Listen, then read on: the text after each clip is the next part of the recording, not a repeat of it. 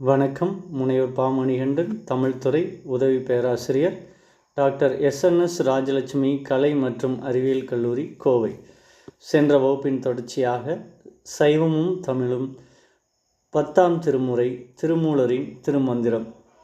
திருமந்திரம் திருமூலரால் எழுதப்பட்ட சைவ சமய படைப்பாகும். இந்நூல் மெய்நூல் வகையை சார்ந்தது.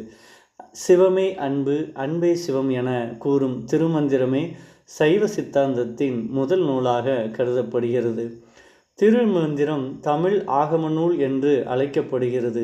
இந்நூலுக்கு திருமந்திர மாலை என்று பெயரிட்டார். தமிழ் 3000 என்றும் இந்நூலை அழைப்பர். இந்நூலினுடைய அமைப்பாக திருமந்திரம் 1000 அதனை அடுத்து 9 உட்பிரிவுகளை கொண்டது. கலிவிருத்தம் எனும் ஆப்பில் அமைந்த பாடல்களால் இந்நூல் அமைந்துள்ளது. இதன் உட்பிரிவானது தந்திரம் என்று அழைக்கப்படுகிறது. இதனில் 232 அதிகாரங்கள், கிட்டத்தட்ட 3100 செயல்கள் உள்ளன. இத்திருப்பல்லாண்டு வடநாட்டு யோகி கூடுவிட்டு கூடு பாய்ந்து உடம்பை வளர்க்கும் உபாயம் அறிந்தவர். அதனை உடம்பர் அழியின் உயிரார் அழிவர், திடம்பட மெய்ஞானம் சேரவும் மாட்டார், உடம்பை வளர்க்கும் உபாயம் அறிந்தேன், உடம்பை வளர்த்தேனே உயிர் வளர்த்தேனே என்று திருமந்திரத்தின் மூலம் இது புலனாகும். அட்டமா சித்திகளில் கைவரப்பெற்றவர் திருமூலர். திருத்தலங்களை தரிசித்து வரும் போது திருவாவடுதுறைக்கு அருகில் உள்ள சாந்தனூருக்கு வந்தார். அங்கே ஆடு மாடுகள் மேய்க்கும் மூலன் என்பவன் இறந்து கிடந்தான். அவன் உடலில் புகுந்தார் திருமூலர். மூலனது உடலிலேயே இருந்து திருவாவடுதுறை அரச மரத்தடியில் யோகம் இருந்தார். மூலன் உடம்பில் இருந்தனால் இவரை திருமூலர் என அழைத்தனர். ஆண்டுக்கு ஒரு முறை விழித்தெழுந்து ஒரு பாடல் வீதம் 3000 பாடல்கள் பாடினார் என்பது வரலாற்று செய்தி. இதன் தொகுப்பே 10ஆம் திருமுறையான திருமூலரின் திருமந்திரம் என அழைப்பர்.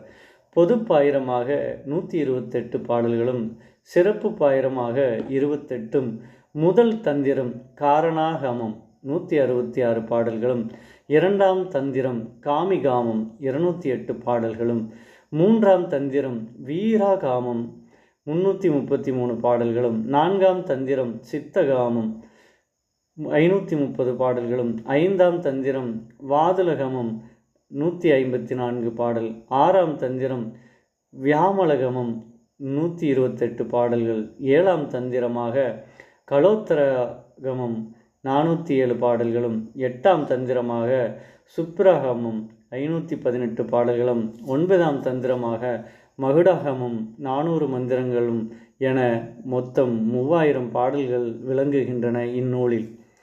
திருமந்திரத்தில் புதைந்திருக்கும் பண்பாட்டு பெட்டகங்களை பண்பாட்டு பார்வையில் திருமந்திரம் எனும் நூலில் பேராசிரியர் முனைவர் சுடலி தியாகராசன் அவர்கள் சுட்டிக்காட்டுகின்றார். பெயர், ஊர், மந்திரங்கள், புராணங்கள், வழிபாட்டு நெறிகள் முதலியனவை குறியீடுகளின் வழியே திருமந்திரத்தில் குறிப்பிட்டுள்ளன என்பதை மிக தெளிவாக சுட்டிக்காட்டுள்ளார் முனைவர் சுடலி தியாகராசனார். இதற்கு குரு, குமரன், குகன், சுப்பிரமணியர் முதலிய பெயர்களை சான்று காட்டி விளக்குகிறார். குரு ஒளி, குமரன் இருளை வென்று மெய்ஞான ஒளியை தருபவன், குகன் உள்ளமாகிய குகையில் ஒளியாய் ஒளிர்பவன், சுப்பிரமணியம் விசு சக்தியாகிய இருதய தானத்தின் இடப்புறத்தில் உள்ள 6 தலைநாடிகள், மனோன்மணி, புருவ மத்தியில் பட்டையுள்ள ஒளியுடைய மணியாகிய குண்டலினி சக்தி, நந்தி சுழுமுனை, சுவாசம், கைலாயம், வைகுண்டம், பிரம்மலோகம் என தெளிவுபடுத்துவதன் மூலம் திருமந்திரத்தின் குறியீட்டு பொருள்களை ஆசிரியர் வெளிப்படுத்தும் பான்மையை நாம் உணர முடியும். சைவ சித்தாந்தம் தத்துவ மசி என்னும் சொற்கள் முதலில் திருமந்திரத்தில் காணப்படுவதாக அறிய முடிகின்றது.